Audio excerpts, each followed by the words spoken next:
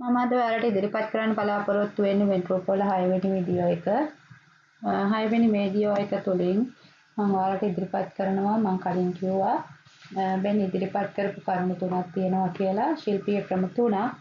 මේන් දෙවෙනි ශිල්පීය ක්‍රමය මම අද ඔයාලට ඉදිරිපත් කරනවා.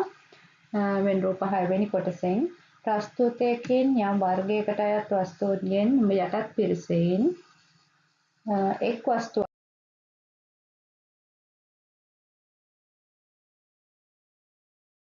හෝ පැවැත්ම ප්‍රකාශ කරන්නේ නම් අදාළ වර්ගය තුළ අපි කතර ලක්ෂණක් යෙදීමේ බව දක්වනවා. මේ වන විට අලුතෙන්ම පටන් ගත්ත අය නෙමේ මේ වෙනකොට වෙන්ට්‍රි රූප අවසන් කරපු අය ඉන්නවා නම් දන්නවා ඒක ප්‍රස්තුතයකින් යම් වර්ගයකට අයත් වස්තුන්ගෙන් යටත් පිරිසෙන් එක් වස්තුවක් හෝ පැවැත්ම ප්‍රකාශ කරනවා නම් අදාළ වර්ගය අපි කතර සලකුණකින් පෙන්නනවා. ඒ කියන්නේ ශූන්‍ය නොවන බව අපි පෙන්නනවා. එහෙම නැත්නම් අසමාන බව පෙන්නනවා. මම ඒකට ඔයාලට උදාහරණයක් ගන්නවා. සමහරු ශිෂ්‍යයෝය කියලා.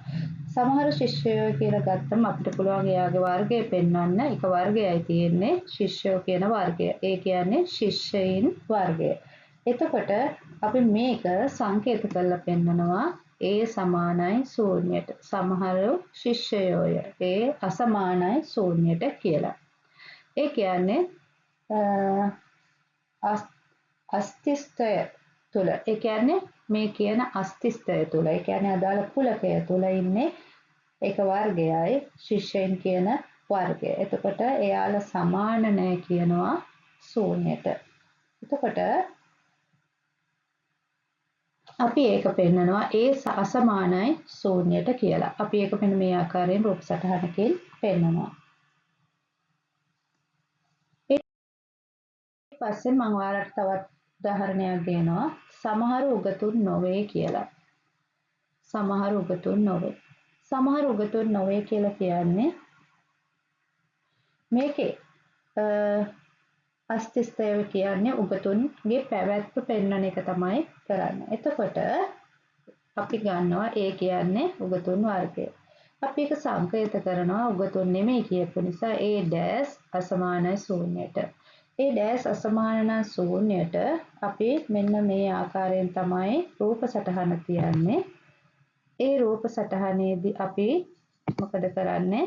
ඒ ඩෑෂ් මට මෙතන බැරි වෙලා එතන තමයි ඒ ඩෑෂ් ඉන්නේ. ඒ ඩෑස් අසමානයි ශූන්‍යයට කියන තැන තමයි කතරේ තියෙන්නේ. ඊළඟට මම ඔයාලට දෙනවා තවත් උදාහරණයක්. සමහර මල් රතු පාටයි කියලා. සමහර මල් රතු පාටයි. එතන ඔන්න වර්ග දෙකක් ඉන්නවා. එකක් තමයි මල්, අනිත් එක තමයි රතු පාටයි. අපි මෙතන මල් කියන එක X කියලා ගන්නෑ. මොකද මල් වර්ග ගොඩාක් තියෙනවා. අපි වෙන මල් වර්ගික නමක් කිව්වොත් තමයි එතන X කියලා ගන්නෙ. එතකොට සමහර මල් රතු පාටයි කියලා කියන එකේ අදහස තමයි රතු පාට මල් තියනවා කියන එක. එහෙනම් මම මේක ගන්නවා වර්ග දෙකක් විදියට. අපි කලින් ඒවයි තිබුණ එක වර්ගයයි. මේකේ වර්ග දෙකක් විදියට ගන්නවා. A කියන්නේ මල් වර්ගය, B කියන්නේ රතු පාට වර්ගය. මේක අපි සංකේත කරනවා රතු පාට මල් තියනවා කියන අදහසින්. A ඡේදනය B. රතු පාට ඒවත් තියනවා. මල් තියනවා, මලුත් තියනවා, රතු පාටත් තියෙනවා, රතු පාට මල් තියනවා. එහෙනම් ඒ ඡේදනය B අසමානයි ශූන්‍යයට. අපේ සංකේත කරන්නේ ආකාරයෙන් ඒ ඡේදනය B අසමානයි ශූන්‍යයට අපි කිව්වා අපි මේ කතා කරන්නේ කතිරයේ යොදන ආකාරය පිළිබඳව.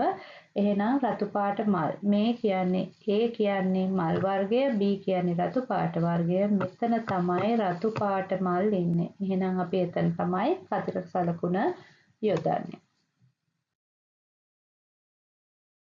ඊළඟට මම කතා කරනවා වෙන ඉදිරිපත් කරපු තුන්වෙනි ශිල්ප ක්‍රමය ගැන. වර්ගයකට අයත් නිශ්චිත එක් වස්තුවක්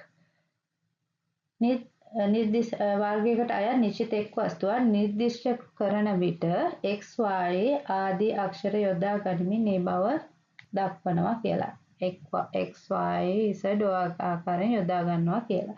එතකොට ඒ වර්ගයේ අවයවයක්ද කියලා පෙන්වන්න මෙන්න මේ වගේ සලකුණකින් තමයි පෙන්වන්නේ. නැද්ද කියලා සලකුණ මෙහිමයි පෙන්වන්නේ. ඒ ආකාරයෙන්. එතකොට මම ඒකට උදාහරණයක් දෙනවා මේ ආකාරයෙන් රාම රජික කියලා. එතකොට රාම රජික කිව්වම අපිට මේ ආකාරයෙන් සංකේත කරගන්න පුළුවන්.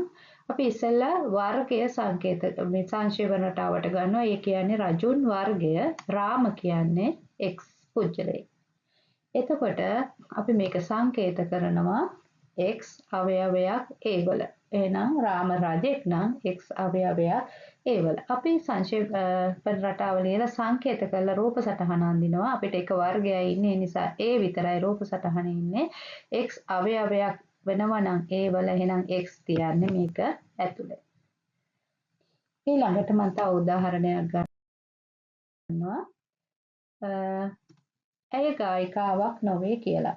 එතකොට එතෙන්දී අපිට ඇය ගායිකාවක් නොවේ කියනකොට එහෙනම් ඒ කියන්නේ ගායිකාවන් වර්ගය, ඇය කියන්නේ යම් නිශ්චිත එක්කෙනෙක්. අපි ඒක නිසා ඇය x කියලා ගන්නවා. x කියන්නේ ඇය. එතකොට අපි රූප සටහන ලියන්න වෙන්නේ මෙහෙමයි. ගායිකාවන් නෙමෙයි නිසා x අවයවයක් නෙමෙයි a වල. එහෙනම් x අවයවයක් නෙමෙයි නම් a වල අපි මෙන්න මේ x වල අනුපූරකය තියෙන තැන තමයි අපිට x තියන්න පුළුවන් වෙන්නේ. ඊළඟට මම ඔයාලට තව උදාහරණයක් ඉදිරිපත් කරනවා. මගේ තුන්වෙනි උදාහරණය මේ මල ලස්සන මෙන්ම සුවඳවත්ය කියන එක. එතකොට මේ මල ලස්සන මෙන්ම සුවඳ මල ඉන්නවා, ලස්සන ඉන්නවා, සුවඳවත් ඉන්නවා. එතකොට ලස්සන වර්ගය, සුවඳවත් වර්ගය එහෙනම් මේ මල කියන්නේ x. එතකොට අපි මේක සංකේතවත් කරනවා මේ ආකාරයෙන් x අවයවයක් a ඡේදනය b කියලා. ඔයාලට පේනවා මේ මල ලස්සන මෙන්ම සුවඳවත් කියනකොට ලස්සනයි සුවඳයි දෙකම තියෙනවා. එහෙනම් aත් ඉන්නවා bත් ඉන්නවා. aත් ඉන්නවා bත් ඉන්නවා නම් අපි දන්නවා aත් ඉන්නවා නම් bත් ඉන්නවා නම් මෙන්න මෙතන තමයි කතරේ යොදන්න ඕන. එහෙනම්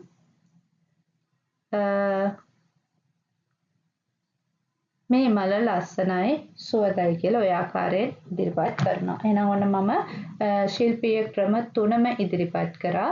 ශිල්පීය ක්‍රම 3 ඉදිරිපත් කරා 6 වෙනි වීඩියෝ එකේ. මම 7 වෙනි වීඩියෝ එක විදියට ඉදිරිපත් කරන්න බලාපොරොත්තු වෙන්නේ ප්‍රස්තුත වෙන් රූපගත කිරීම පිළිබඳව. මගේ වීඩියෝ එක හොඳයි කියලා හිතෙනවා නම් ලයික් එකක් දාගෙන යන්න. ඒ වගේම මගේ channel එක subscribe කරන්න.